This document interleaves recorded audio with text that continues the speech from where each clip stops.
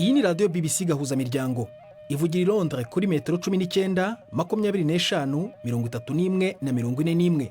Ivugira ku mirongo ya FM mu karere k'ibiyaga bigari no kuri interineti kuri bbcgahuza.com.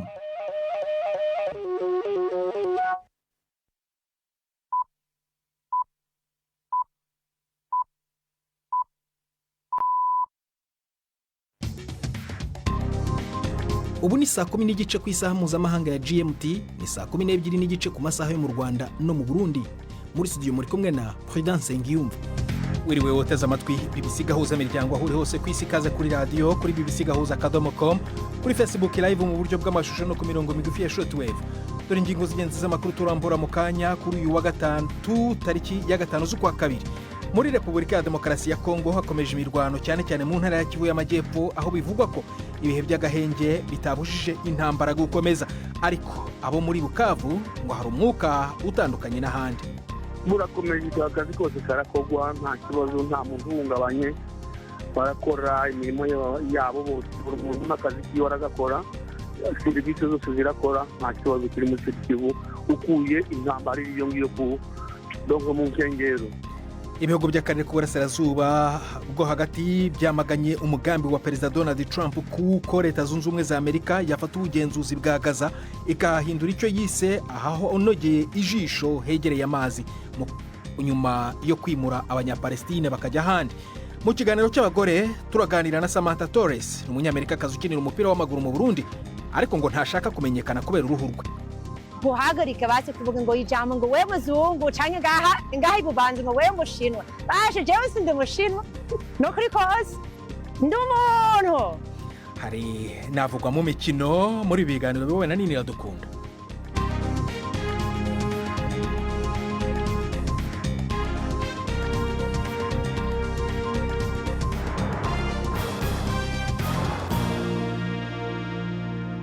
Ibi byose n'ibindi turabirambura mu kanya nyuma yuko Jacques Niyitegeka tugezaho andi makuru y'ingenzi avugwa ku isi.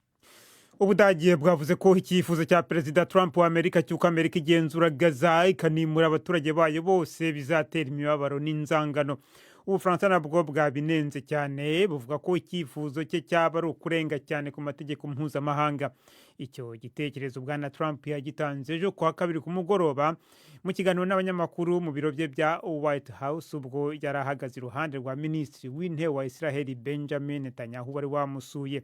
Ibihugu byo mu burasirazuba bwo hagati nabyo byamaganye icyo cyifuzo. Misiri na Yordania byombi byamaganye bivuga ko bitazemera na rimwe ko abanyapalestina bimurwa. Muri Israel ho igitekerezo cya Trump cyakiriwe neza n'abanyapolitiki bafite amatwarakazi badashaka ko ibintu bihinduka. Wahoze ari minisitiri w'umutekano imbere mu gihugu Itamar Ben-Gvir weguye nyuma yaho Israel na Hamas basinyanye amasezerano yo guhagarika imirwano, yavuze ko azasubira muri leta niba igitekerezo gishyizwe mu bikorwa. Minisitiri w'imari Bezalel Smotrich we yavuze ko ari cyo gisubizo nyacyo ku gitero Hamas yagabye kuri Israel mu kwezi kwa 10 muri 2023. Yongeyeho ko Israel ubu igomba kureka burundu icyo avuga ko ari igitekerezo kibi cy'uko abanyapalestina bagira leta yabo. Indege ya gisirikare itwaye abahindi bagera ku 100 bashinjwa kwinjira muri Amerika mu buryo butemewe n'amategeko yageze muri leta ya Punjab. Indege yahagurutse i Texas ejo kuwa kabiri yerekeza mu mujyi wa Amritsar. Ibyabo nimara gusuzumwa n'ubutegetsi bw'Ubuhindi buzahita bubohereza mu mabisi mu turere bakomokamo. Ni inkuru ya Samira Hussein mugezweho na Yvette Kabatesi. Leta ya Punjab mu Buhinde yemeje ko yashyizeho ahantu yihariye ho kwakirira abirukanwe muri Leta Zunze Ubumwe za Amerika, yongeraho ko abo bantu bazakirwa neza. Imwe mu nkingi zikomeye za politike irebana n'abimukira ya Perezida Donald Trump ni ukwirukana abadafite ibyangombwa byo gutura muri Amerika. Si ubwa mbere abantu burizwa indege, ariko gukoresha iza gisirikare ngo boherezwe mu bihugu baturutsemo byo ntibyari bisanzwe. Umwaka ushize ku butegetsi bwa Joe Biden, impunzi 271 zoherejwe mu bihugu 192. Abategetsi muri Repubulika ya Demokarasi ya Kongo bavuze ko inyeshyamba zo mu mutwe wa M23 n'ingabo z'u Rwanda bagabye igitero gishya nyuma y'iminsi mike hatangajwe ihagarika ry'imirwano. Baravuga ko uwo mutwe wafashe Nyabibwe, umujyi ucukurwamo amabuye y'agaciro uri hagati neza y'umujyi wa Goma, ubugenzurwa na M23 n'umurwa mukuru w'intara ya Kivu y'Epfo, Bukavu. Mu kiganiro kuwa mbere, Perezida w'u Rwanda Paul Kagame yavuze ko atazi niba ingabo z'igihugu cye ziri muri Repubulika ya Demokarasi ya Kongo. Agaciro k'imigabane mu kigo cyo mu Yapani gikora imodoka Nissan kaguye cyane nyuma y'amakuru avuga ko igikorwa cyo kwibumbira hamwe na Honda kitagishyizwe mu bikorwa. Ibigo byombi byari byaremeye kugirana ibiganiro kuri kino kibazo mu kwezi kwa 12 k'umwaka ushize. Ni inkuru ya Mariko Oyi mugezweho na Prime Ndikumagenge. Ugufatanya izo kompanyi ziri mu zambere zikomeye mu Buyapani kwari gutuma haba kompanyi igira gatatu mu bunini ku isi ufatiye ku miduga zigurisha, ariko benshi baragize amakenga niba zizokumvikana ku gaciro imwe izogira zimaze gukorera hamwe. Kuva uyu munsi agaciro ka Honda ku isoko karuta inshuro zirenga 5 aka Nissan, ariko Nissan irondera uruhara rwegereza kungana n'urwa Honda muri iyo kompanyi yo zifatanya. Nissan kandi bivuga ko yanse kuba nk'ishami rya Honda. Nissan ntibyayoroheye kwivyukiranya inyuma y'ifatwa ry'uwahoze ari umuyobozi waryo Carlos Ghosn haraheze imyaka 6. Umwami n'umwamikazi ba Suwede basuye umujyi wa Örebro aho abantu 11 baguye mu gitero cy'imbunda ku ishuri ryigisha abantu bakuru, mu bapfuye akaba barimo n'uwagabye icyo gitero. Umwamikazi Silvia yavuze ko yababajwe cyane n'iraswa ryahitanye abantu benshi mu mateka ya Suwede. Polisi iracyakusanya ibimenyetso by'abatangabuhamya na kamera z'umutekano kandi ntiramenya icyatera icyo gitero. Umugore umwe witwa Mine Demiri yasobanuye uburyo yarategereje ko isomo rye ry'ururimi rw'Igisuwede ritangira igihe yumvaga isasu rya mbere. Avuga kandi ko umuntu witwaje imbunda yagaragaye akurikira itsinda uwo mugore yararimo igihe ryari rimo rihunga. Urakoze Jacques, nitegeka kuri ayo makuru ya BBC.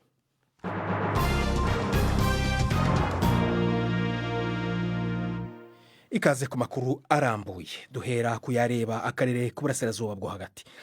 Ibihugu by'ako karere byamaganye umugambi wa Perezida Donald Trump w'uko Leta Zunze Ubumwe za Amerika yafata ubugenzuzi bwa Gaza ikahahindura icyo yise aharyoheye ijisho hegereye amazi mu karere k'uburasirazuba bwo hagati nyuma yo kwimurira Abanyapalestina handi.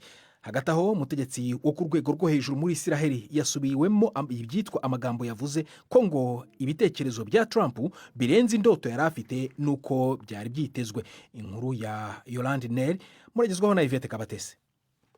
Umugambi wa mbere Trump ashize ahagaragara kuri politike ye y'ibihugu by'Abarabu uje uvuguruza umurongo w'imyaka myinshi wa Amerika ku bijyanye n'ibibazo biri hagati ya Israel na Palestine wahise wamaganwa byihuse n'ibihugu bikomeye byo muri ako karere, ni ukuvuga Jordania na Misiri, ari nabyo Perezida wa Amerika yasabye kwakira abanyagaza benshi. Arabia Saudite yatangaje ko Abanyapalestine batazava ku butaka bwabo. Umuvugizi wa Hamas yatangaje ko umugambi wa Amerika uteye isoni kandi udafite ishingiro, naho umuyobozi muri Palestine avuga ko amahoro n'umutuzo bizaboneka gusa ari uko hagiyeho leta yigenga ya Palestine.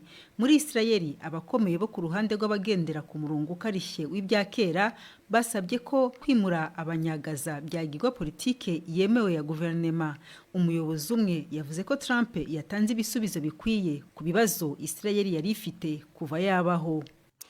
Tugena noneho muri Repubulika ya Demokarasi ya Kongo, cyane cyane mu ntara ya Kivu y'Epfo hakomeje kuvugwa imirwano aho ibihe by'agahenge bitabujije intambara gukomeza. Amakuru aravuga ko imirwano hagati y'umutwe wa M23 n'ingabo za leta ya Kongo yabereye ahitwa Nyabibwe muri teritwari ya Karehe mu birometero nka 70 uvuye mu mujyi wa Bukavu. Nyamara kuwa mbere inyeshyamba za M23 zari zatangaje ko zishyizeho ihagarikwa ry'imirwano ku ruhande rumwe kugira ngo habe agahenge gatuma haba ibikorwa by'ubutabazi. M23 yari yavuze kandi ko itarajwe ishinga no gufata utundi duce nyuma yo kwigarurira Goma. Twashatse kumenya uko ubuzima bwifashe muri Bukavu ku murwa mukuru wa Kivu y'Amajyepfo, maze mvugana n'umwe mu banyamurenge bahatuye ni Mugura Dieudonné. Natangiye mubaza uko umwuka umeze mu mujyi. Umwuka igihugu kirimo intambara nyine, ariko umwuka umeze neza, nta munjyana uhari. Ibintu turimo twumva by'uko imirwano yakajije umurego isatira uwo mujyi, ntabwo mwebwe murimo mu byumva? Turazumva baratubwira ko imirwano yakomeje, ariko ni ku maperiferi donc ya Sud Kivu, mu nkengero niyo bakira bagwana mu nkengero za Sud Kivu. Ni ukuvuga ngo aho ngaho mu mujyi rwagati wo uri i Bukavu ubuzima burakomeje nk'uko bisanzwe? Rero burakomeje, akazi kose karakogwa, nta kibazo, nta muntu uhungabanye, barakora imirimo yabo bose, buri muntu n'akazi kiwe aragakora, serivisi zose zirakora, nta kibazo kiri muri Sud Kivu ukuye intambara iriyo ngiyo dongo mu nkengero. Ku bantu nkawe b'abanyamurenge muvuga ikinyamurenge aho ngaho, cyane cyane urebye uburyo imirwano n'ubushyamirane bimeze, nta mpungenge zihariye mufite cyangwa mumeze neza? Nta kibazo, turakora akazi bisanzwe, umunyamurenge ari libre kimwe n'undi, donc afite uburenganzira, aragenda. Donc iyi ndambara bashaka kuyihindura ya politike, kibuze ya tribalisme niko nabyita, ariko ntabwo ari intambara ya tribalisme, ni intambara nyine ya leta kireba umunyamurenge, kireba iki. Turakora nk'uko bisanzwe, umuntu aragenda uko yumva ashaka, umuntu aragenda, umutekano ni wose. Intambara ni igihugu, ireba umunyamurenge, ireba umubembe, ireba umupfurero, ireba umushi. Ni intambara nyine y'igihugu kiba kiri mu ntambara. Kubibera ahandi nko muri za Goma n'ahahegereye, aho murabikurikirana mute muri uwo mujyi mwebwe murimo wa Bukavu? Uyu mujyi wa Bukavu nyine urumva intambara iri mu gihugu, igihugu kiri mu ntambara, kiba kiri mu ntambara. Nta mpungenge mufite ko iyo mirwano rero ishobora gusingira ikagera i Bukavu mu minsi ya vuba? Urumva si imirwano ubwo utekereza ko yogenda gutya, ariko ntaba ari kwigenda. Intambara ni intambara, igihugu kiri mu ntambara, kiba kiri mu ntambara. Ni umuturage twavuganaga rero uri i Bukavu, ni Mugura Dieudonné. Saa moya zirabura iminota 19 mu Rwanda no mu Burundi. Bisigahuza miryango yumva no kuri Kisura FM muri Uganda, ndetse no kuri bbc-gahuza.com. Mu kanya turagaruka nyuma y'akaruhuko gato cyane. Ndi Prudence Ngiyumva. Samirana radio yacu dukunda. Ibiganiro vya BBC kuri radio Isanganiro mu Burundi ni ku murongo wa FM 89 n'ibitindwi. BBC gahuza miryango. Tujye muri Nigeria, aho abana bagera kuri 17 bivugwa ko baguye mu muriro wibasiye ishuri ryo mu majyaruguru y'Iburasirazuba bw'igihugu. Uwo muriro wadutse mu ijoro ryakeye mu ishuri rya Kisilamu riri mu ntara ya Zamfara. Inkuru ya Chris Ewoko muragezwaho na Siriyake Muhawe nayo. Uwo muriro wadutse ku munsi wa kabiri mu ijoro ucukwiragira byihuta mu ishuri rya Kisilamu Ikauran na Moda. Benshi mu banyeshuri bari bamaze kuryama. Benshi muri bo barabuze aho baca kubera urubeya. Abajejwe gutabara byihuta bagiye gushika umuriro wamaze guhitana abantu benshi. Abahaba bavuze ko abanyeshuri benshi bakomeretse, bakaba baciye banyarukanwa ku bigo by'ubuvuzi bihegereye ngo bavurwe. Abategetsi b'intara ya Zamfara ntaco baravuga kuri ako kaga. Dusubire mu karere k'ibiyaga bigari mu Rwanda. Abana ubumuga bwo kutabona ariko ngo yumva imibereho ye idatandukanye niyo badafite ubumuga afite. Alexandre Mwitende n'umugabo w'igikwerere ntabona, ariko akaba umunyamuziki wabyiyeguriye, kandi ngo niwo mwuga umubeshejeho bikanamutungira umuryango. Kuri we ngo ubumuga bwe bwamubereye ingufu zo kudashingira ubuzima bwe ku bandi. Jean Claude Mwambutse yaramusuye amuganiriza ku buzima bwe muri iyi nkuru yatwoherereje.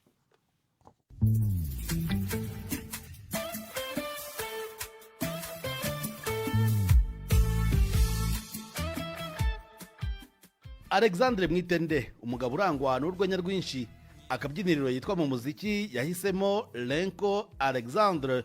Uyu mugabo w'imyaka 47 avuga ko yakunze umuziki akiri muto, ndetse ko yanawize mu ishuri ry'ababana ubumuga rya Gatagara. Uretse gucuranga, Mwitende avuga ko anigisha gucuranga gitari ndetse na piano. Acuranga gitari ye ntiwamenya bikoroheye ko afite ubumuga bwo kutabona.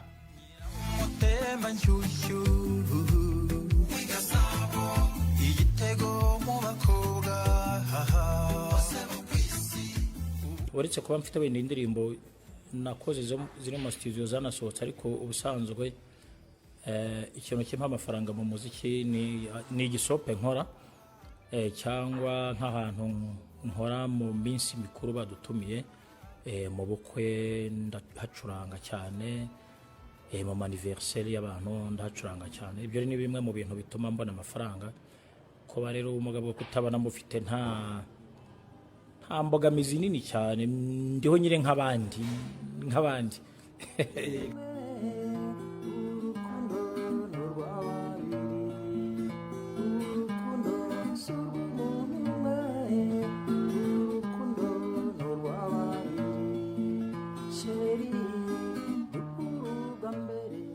Alexandre Mwitende umaze igihe kinini mu muziki avuga ko uyu ari wo wamufashije kwakira ubuzima. Kuri ubu ni umubyeyi w'abana babiri, bombi barangije amashuri yisumbuye kubera umuziki we. Umuziki navuga ngo ni byose, njyewe niko kazi kanjye, niwe unyambika, niwe watwaye abana ku ishuri, mfite abana bakuru barangije segonderi. Muri make umuziki niwe ukora buri kimwe. Ni umuziki rero cyane rwose, n'inzu nubatse n'umuziki wayubatse.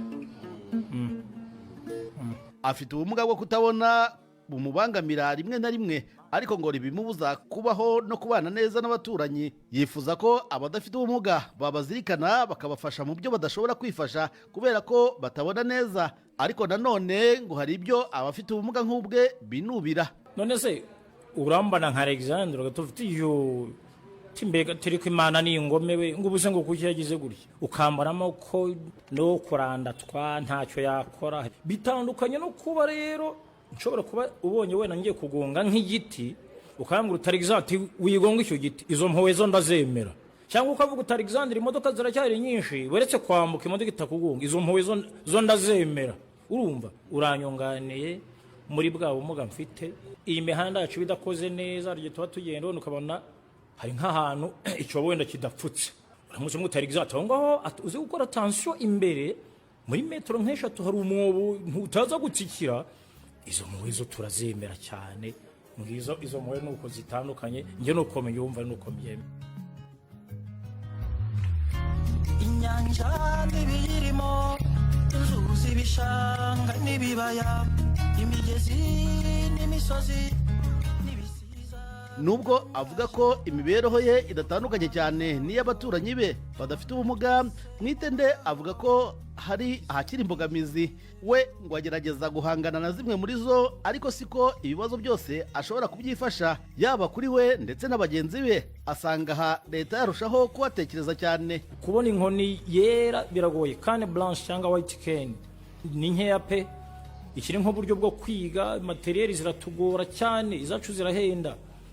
Byitwa za Brerino zifasha kwa ni computer zacu, zitwa za Focus, ni materiel zihenda. Leta rwose nyabona mudufashe, mushyire imbaraga muri materiel z'abatabona. Ubumuga bwo kutabona ni bumwe mu bwiganje cyane mu Rwanda, gusa aba barimo na benshi bagerageje kurwana n'ubu bumuga, kuri ubu bakaba baragize aho bagera.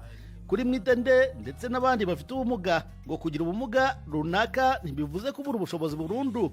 Ikindi bifuza ni uko umuryango nyarwanda wabafasha kwifasha, aho kubakorera ibintu byose, kabone n'ubwo byaba ibintu bakwikorera mu ntege nke zabo.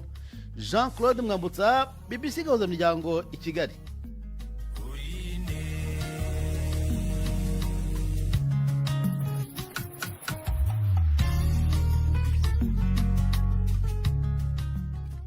Ako kaziki rero gasoje icyo kiganiro cya Jean Claude Mwambutsa yageraga n'umuririmbyi Alexandre Mwitende.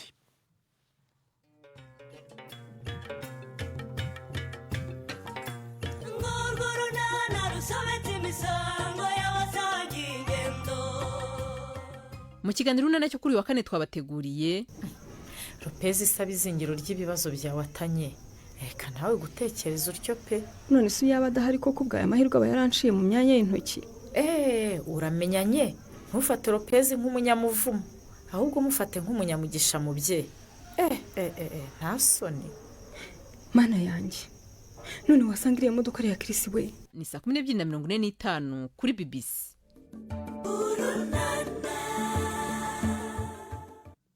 tuguma i Kigali ijambo ndihe Yves Bucyana mu mikino. Imikino kuri BBC gahuza miryango. Umugoroba mwiza bateze amatwi BBC y'imikino nyahere mu Bwongereza. Newcastle United muri iri joro irakira Arsenal mu mukino wa kabiri wa kimwe cya kabiri kirangiza cy'igikombe cya Carabao. Arsenal irimo umwenda w'ibitego 2-0 yakubiswe mu mukino ubanza iwayo ku kibuga cya Emirates. Mu gihe Arsenal yitegura gukuramo uwo mwenda, Newcastle yo irabishaka gutera intambwe igana ku gikombe, iramutse gitwaye kikaba aricyo cyaba igikombe cya mbere gikomeye yabitwaye mu myaka 56 ishize. Arsenal igiye gukina uyu mukino ihagaze neza kuko ku cyumweru yanyagiye itababariye Manchester City imvura y'ibitego 5-1 muri shampiyona. Ni mu gihe Newcastle yo yakubiswe iwayo na Fulham ibitego 2-1. Hagati aho hari ku mutoza wa Arsenal Mikel Arteta ari kubogoza ko ikipe ye itashoboye kugura rutahizamu mu gihe cy'isoko rito ryo kugura no kugurisha abakinnyi ryafunzwe kuwa mbere w'iki cyumweru. Arteta ngo yifuzaga rutahizamu waziba icyuho cy'abakinnyi Arsenal yacungiragaho bavunitse barimo Bukayo Saka na Gabriel Jesus. Undi mukino wa kimwe cya kabiri kirangiza umukino wo kwishyura, Liverpool izakira Tottenham ejo kuwa kane. Tottenham izajya kwa Liverpool ifite impamba y'igitego 1-0 yatsinze mu mukino ubanza. Liverpool yamaze gutangaza ko itazaba ifite umukinnyi wayo Alexander Arnold kubera imvune.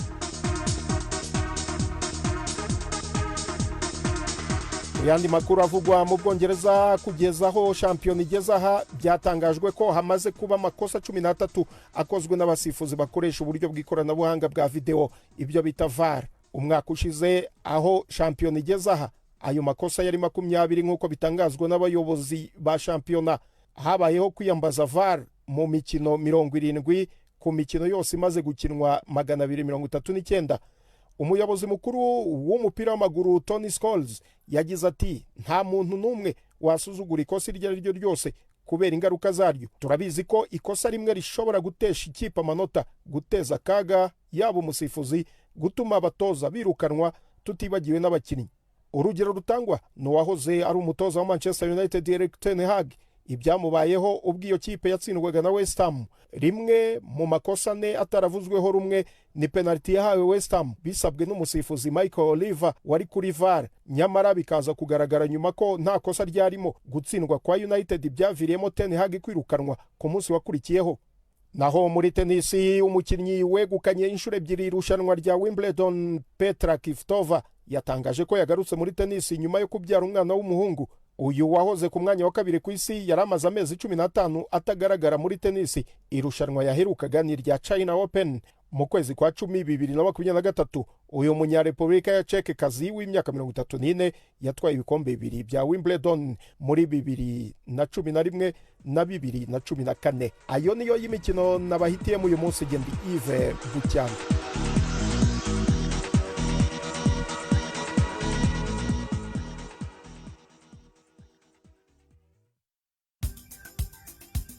Samirana radio yacu dukunda. Ibiganiro vya BBC kuri radio Humuriza mu Burundi ni ku murongo wa FM 99.6. BBC gahuza miryango. Tocyare aho mu Burundi ijambo ndihe Siriake muhawe nayo mu kiganiro cy'abagore.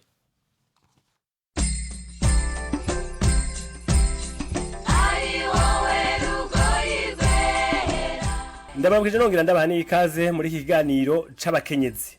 Uyu munsi tuganira n'umukenyezi Samantha Torres, umunyamerikakazi akina umupira w'amaguru mu Burundi, aba mu Gahaza mu Bukeyi bwa Muramvya.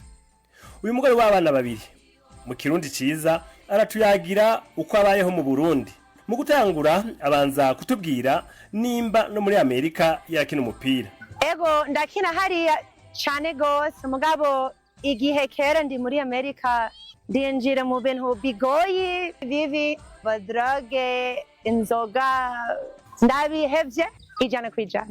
Hama ndaje mu Burundi ndasanze ndayikunze gose gukina kandi ndacari gukomeye gukina. Hama ndakunda Imana, ndakunda mu muryango, ndakunda umupira, ndakunda abarundi. Kuva Samantha atanguye gukina umupira w'amaguru amaze gukina ahantu henshi haba muri Amerika canke mu Burundi. Muri Amerika mukina ahantu hatandukanye, ugira traveling nyene, hama winjira mu program atandukanye, ukura abakinyi bacari bato. Hama ndaje mu Burundi ndakina mu Kinama, Onsintware kera, hama ndakina muri La Colombe, hama ndaje ngaha muri kipe ibubanza. Abarundi barabizi umupira kandi barabizi kwiruka gose. Jewe ndibaza nimba bafise basi ndavuga ijambo support canke bafise abantu bafashe ibintu bitandukanye barashoboye kubimenya gusumba kandi gose. Abandi banyamahanga cyane cyane abo twita abanyaburaya baje kuba mu Burundi bakunze kuguma mu bisagara. Kubera ko Samantha n'umuryango wiwe bashimye kuba hagati mu gihugu. Yo ndakunda uruguru. Urazi igituma? Ndakunda uruguru kubera umengo abantu bameze neza, barazinane, barakundana, hama ndakunda klima. Igisagara sindabikunze cyane, umengo uruguru imigenderanira biroroshe gose.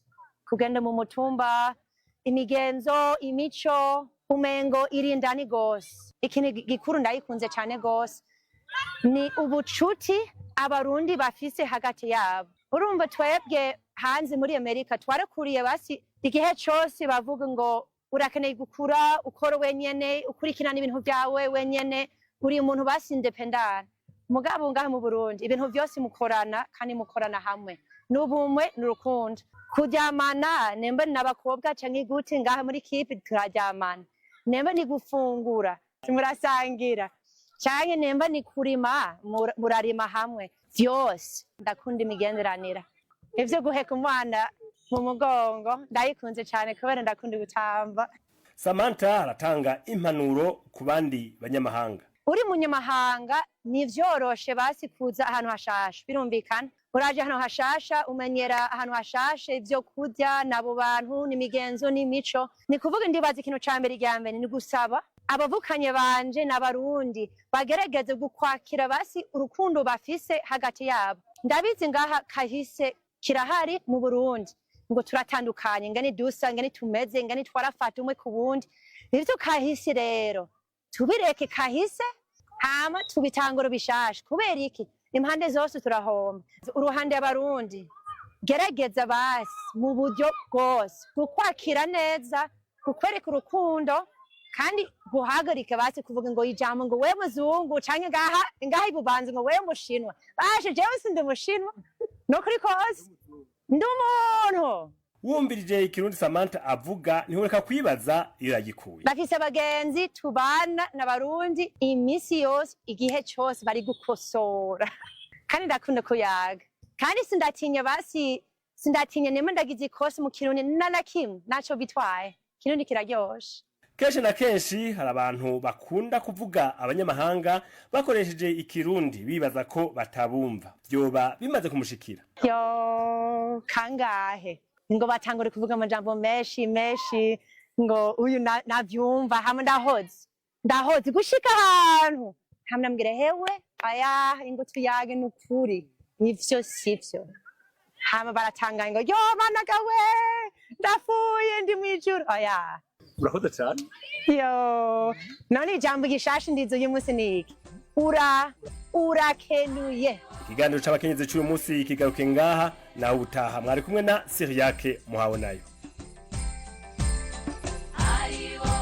Urakoze Siriake muhawe nayo iriyo na Samantha Torres mwaganiraga. Ninjya mu Burundi ngahura nawe nzitonda menye ikirundi muvugisha. Hanyuma rero turi kugera ku musozo w'ibiganiro byacu. Gusa mbere kuva muri studio nakubwira ko muri Republika ya Demokarasi ya Kongo hakomeje imirwano cyane cyane mu ntara ya Kivu y'Amajyepfo, aho bivugwa ko ibihe by'agahenge bitabujije intambara gukomeza, ariko abo muri Bukavu bakaba bavuga ko umwuka utandukanye n'ahandi ngo bimeze neza. Naho akarere k'uburasirazuba bwo hagati kamaganye umugambi wa Perezida Donald Trump w'uko Leta Zunze Ubumwe za Amerika yafata ubugenzuzi bwa Gaza ikahahindura icyo Trump yahise aharyoheye ijisho hegereye amazi nyuma y'uko abanyapalestine bimuriwe ahandi. Ibi biganiro ushobora kongera kubyumva kuri bbcgahuza.com cyangwa se ukajya kuri Facebook mu buryo bw'amashusho ukandika BBC Gahuza. byari biyobowe na Nina Iradukunda, twafashijwe na Chris Lovelock kugira ngo amajwi kugereho ameze neza. Geni Prudence Nyumva akoze guhitamo BBC Gahuza Miryango kuri uyu mugoroba. Uraraharyana.